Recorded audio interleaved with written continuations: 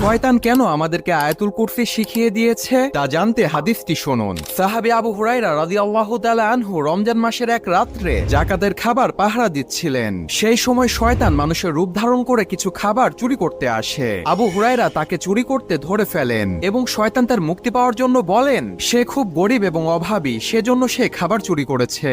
আবু হুরায়রা তার কষ্ট দেখে তাকে ছেড়ে দিলেন। দ্বিতীয় দিনে ঠিক একই ঘটনা ঘটে এবং শয়তান আবারও মুক্তি চায়। সেই রাত্রেও তাকে ছেড়ে দেওয়া হয়। তৃতীয় দিনে শয়তান আবারও চুরি করতে আসে, কিন্তু আবু হুরায়রা তাকে ধরে আর ছাড়লেন না। তখন শয়তান তার নিজের জীবন বাঁচানোর জন্য বলল, তুমি আমাকে ছেড়ে দাও, আমি এর বিনিময়ে তোমাকে এমন একটি জিনিস শিখিয়ে দিব যা করলে তোমাকে আল্লাহ তাআলা শয়তান থেকে রক্ষা করবে। এই বলে তখন সে শয়তান আয়াতুল কুরসি শিখিয়ে দিলেন। এই ঘটনা সাহাবী আবু হুরায়রা রাসূল সাল্লাল্লাহু আলাইহি ওয়াসাল্লামের কাছে বর্ণনা করলেন। তখন রাসূল বললেন, সে শয়তান তোমাকে সত্য বলেছে।